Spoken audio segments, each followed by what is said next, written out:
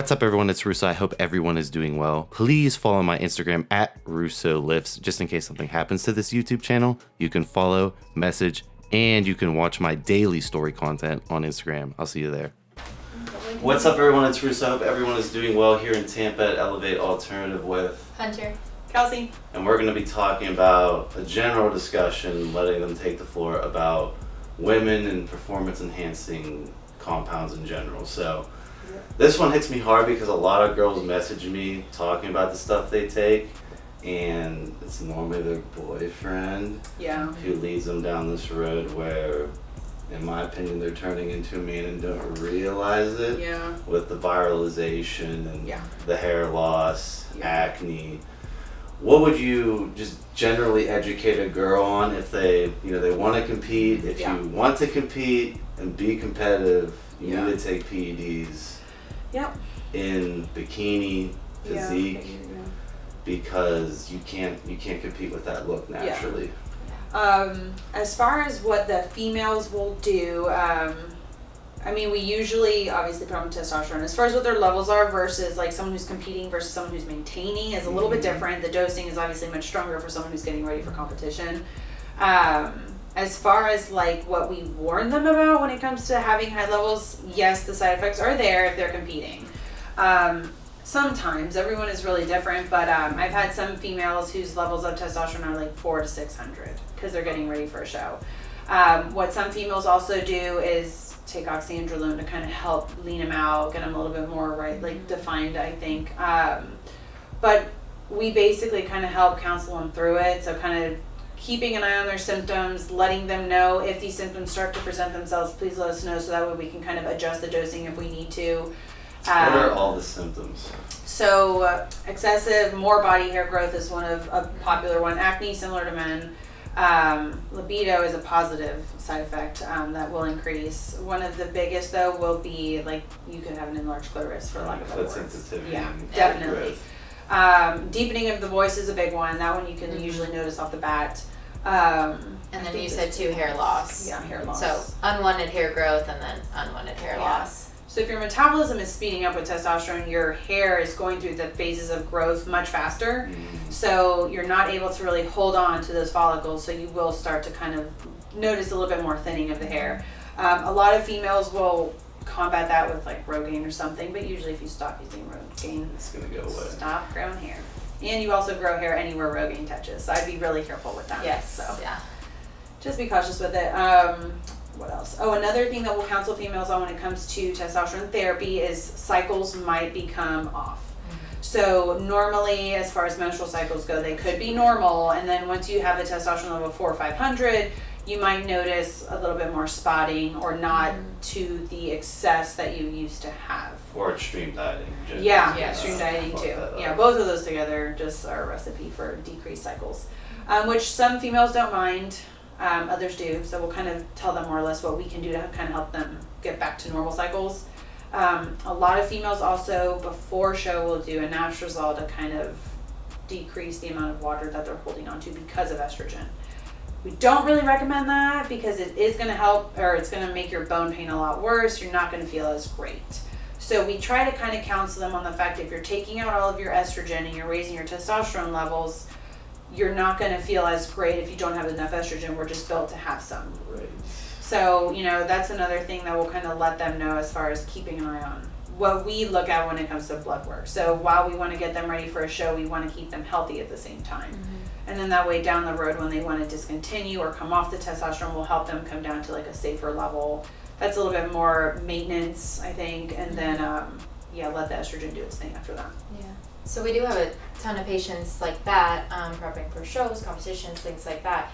But then we do have female patients on testosterone just for health optimization reasons, just like we have. Or DECA for joints. Yes, yeah. Yeah. So we're here for both of those types of females, show prep, things like that, and then just general health.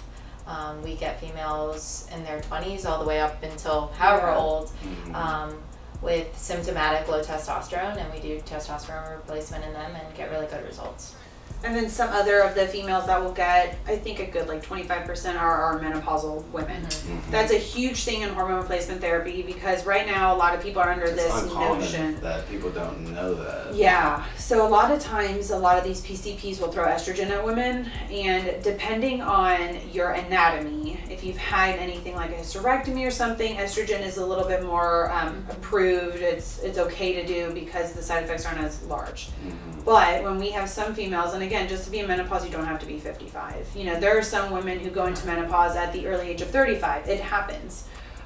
We basically counsel them on ways of, again, replacing testosterone because that's going to start to decrease if you're not producing any of your other female hormones. And then progesterone is a huge thing, which I think doesn't get enough, recognition. Doesn't get the spotlight enough. And it actually helps with reducing hot flashes, which is really hard if you've ever been around anyone with menopause. It's actually really uncomfortable to be around. Just because you feel terrible all the time. Brain fog usually kind of sets into play a little bit. So we kind of counsel them that being on testosterone therapy and progesterone isn't to increase your levels to that of a male. It's to kind of help replace the hormones that you're deficient in because of the lack of estrogen that your body might be producing. And a lot of females don't realize their estrogen might be low until they do blood work or do testosterone levels. Usually females won't have a testosterone level checked ever by a primary or a GYN because it's just not something that's tested.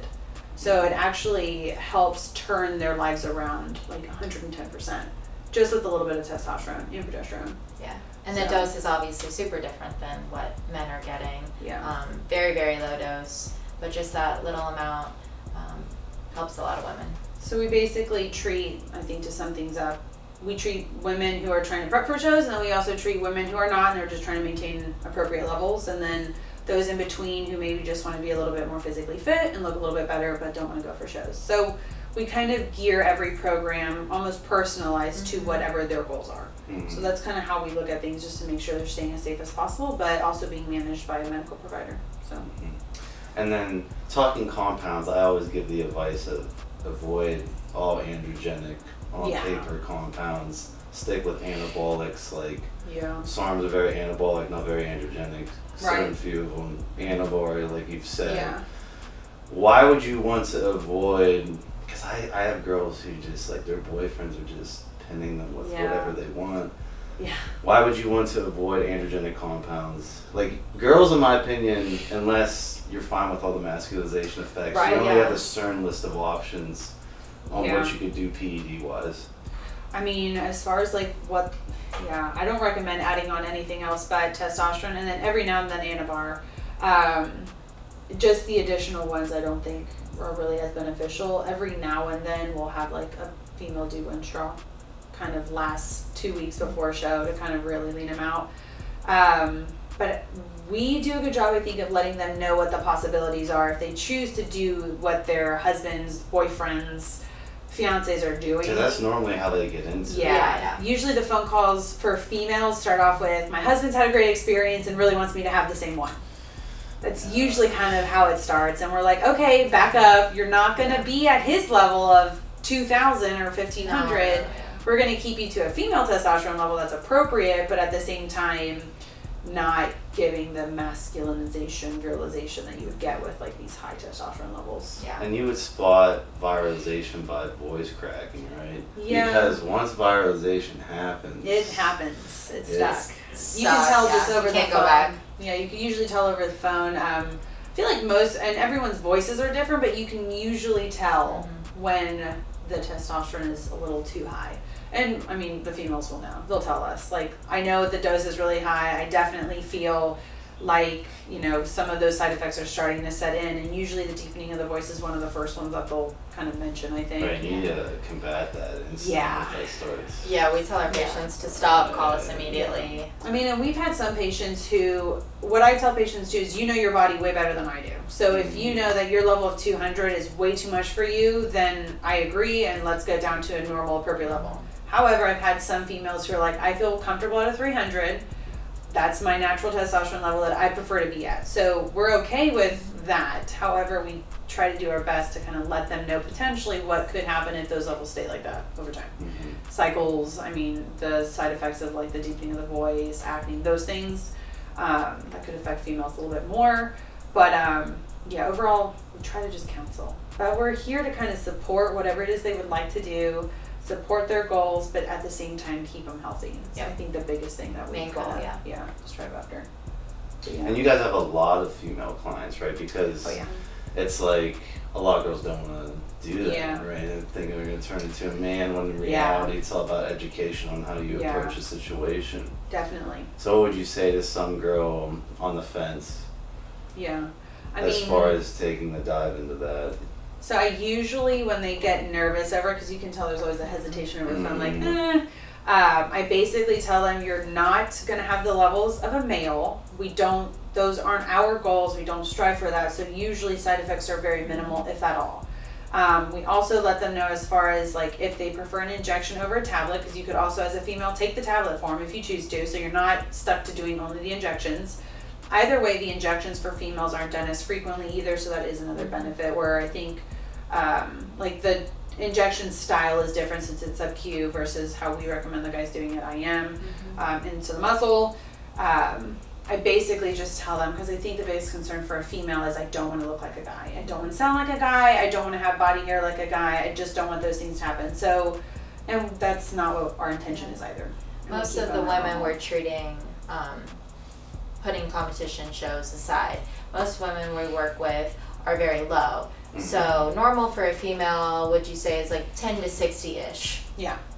Fudge a little on both ends. But so we're getting females in the single digits and then bringing them up still around or below that like high normal. So it's nowhere near a male's level. Yeah. Go into thyroid with hormone replacement for women. So Thyroid's basically, much more important for a girl than a guy. much more. So your thyroid essentially helps with metabolism, heart rate, what other And women other affect ones? cycles too. Yeah, and your pituitary, basically kind of how everything is functioning, hormone side of things. We treat the thyroid if the thyroid is abnormal. So that's how we recommend treating the thyroid. We have countless amount of patients who love to take T3 to help lose weight.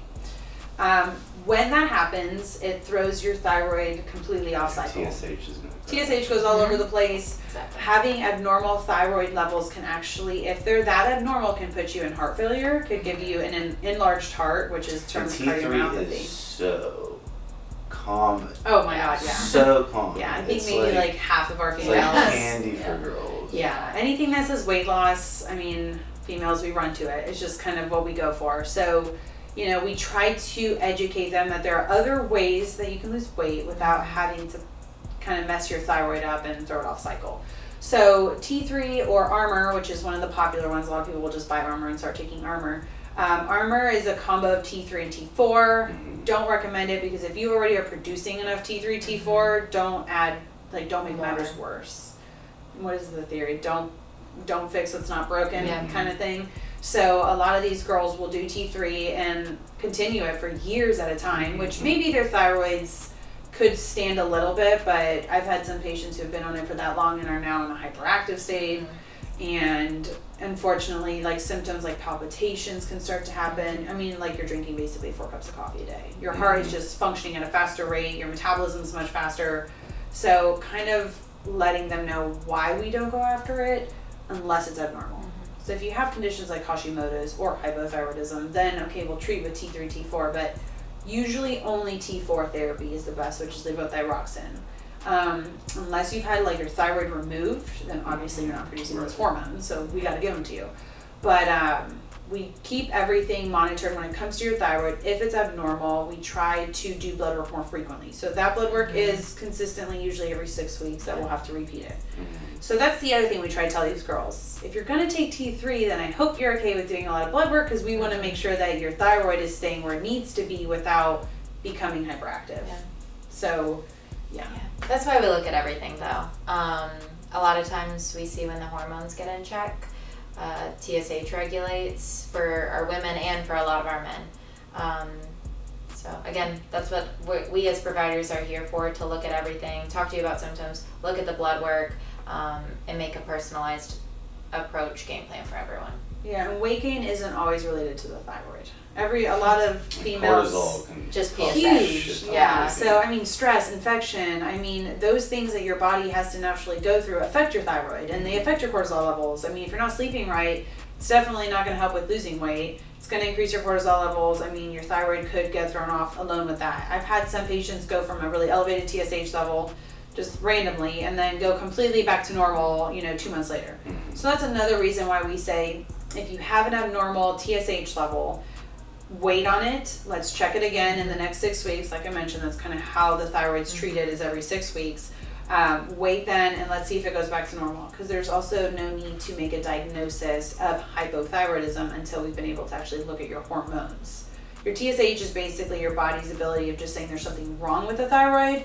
We don't know what it is, which hormone is off, but then we have to do kind of more blood work to see. But definitely not running to T3. We don't recommend running to T3. Let us look at it, and then we'll kind of let you know if you need T3, then okay.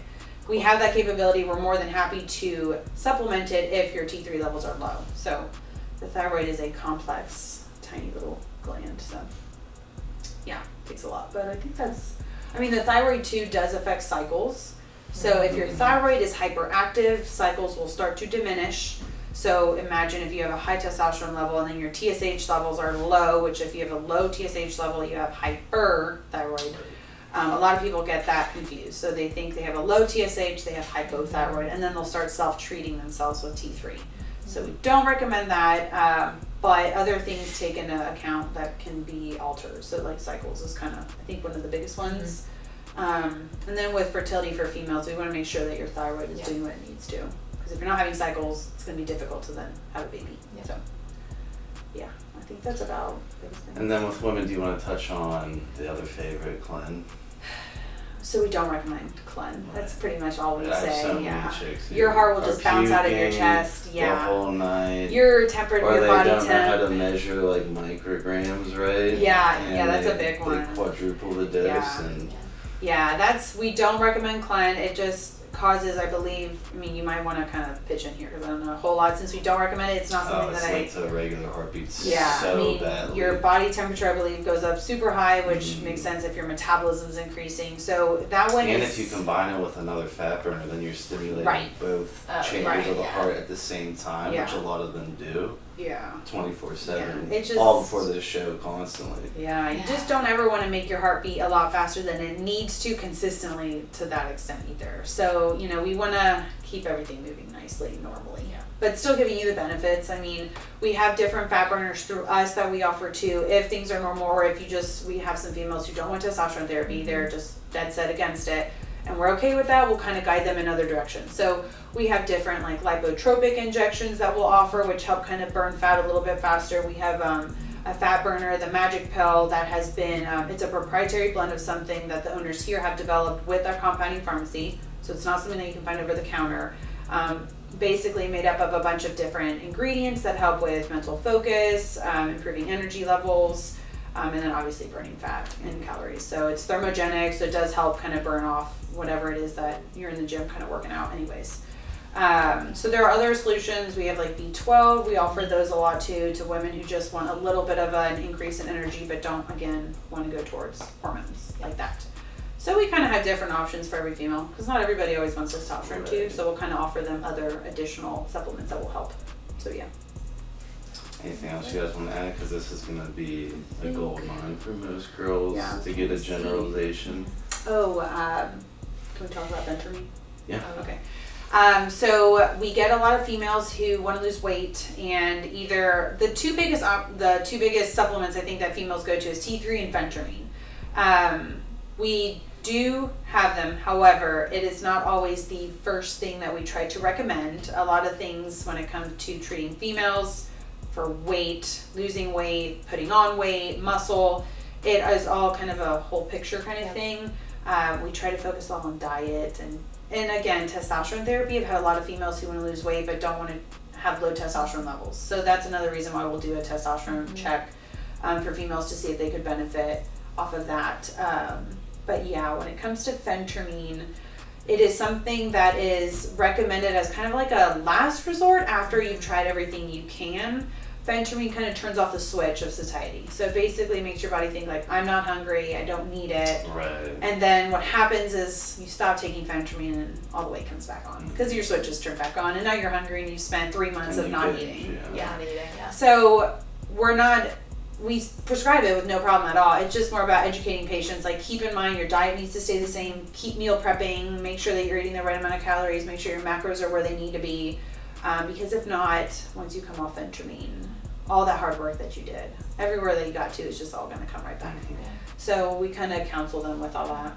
It's just a little adjunct motivation to kickstart, but really you're still doing Right. all of the work. Yeah, it's kind of like a placebo. Yeah, exactly. Type thing. Yeah. Most of everything that we do will work as long as your diet stays healthy. I mean, with anything in life, honestly, any medication is going to be more successful if you're healthier.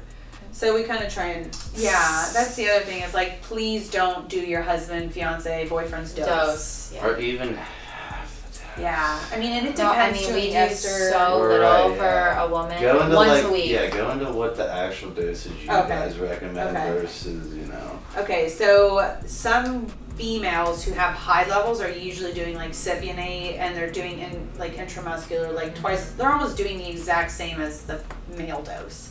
For females, we do like a sub-Q injection just once a week, and that usually gets your levels around like 80 to 100, probably around there, Yeah. which is safe. Females don't complain about side effects at that point. I think the biggest side effect, if anything, is like maybe we're injecting. Might be a little pinch. I mean, that's Irritated. really it. But no, we don't recommend dipping into your husband, fiance, significant other's dosing, because your levels will come back You'll high. never, Yeah, they will as a come back girl, high. you would never feel Yeah, No. it's, anywhere near that. no, yeah, no, natural, like even with our dosing, as far as no, I mean, no. the SIP, we have had some people who do SIP, but they're okay with their levels being at 400. Like, those are the females that are like, I'm good, I understand the side effects, and that's what we'll do. But the way we do, so we'll use propionate for the females, since the half-life is like 2 to 3 days, I want to say. Occasionally we'll split that into 2 times a week if some of them start to kind of hit a peak and valley where they're like kind of dipping off 3 days after. But the dosing is done very differently. So for a maintenance dose, we'll have the injections done once a week with propionate. And then if they want to get higher than that, we still stick with propionate. We just kind of increase the dose on propionate. The cypionate gets them really high because it's a half-life of like 8 days. Right. So it's a lot longer. So if you're doing that injection twice a week at that high dose of your significant other who's a male, Your levels are stacked. yeah, they're going to be all the through the time. roof. Yeah. I mean, it's like these patients who come in who've been on pellets and they've been on super high doses and started to see side effects, and unfortunately have to start to slowly decrease down to a normal level. But yeah, they're at these levels of like 1,000, and that's what we try to tell females, like, don't go there. Yeah. It's hard to go backwards. It's really hard to reverse. So yeah, we try and keep it a little bit lower than that. Well, significantly lower. Yeah. But yeah, stick with the female dose, and everything's copacetic. So. All right, well, that was a gold mine of information. I know there's not a lot of PD content for girls, and I get a lot of requests, so leave your comments with your experiences down below. I'm going to read through this comment section, and as always, Elevate Alternative is in the description below. Hope everyone's well. See you in my next one.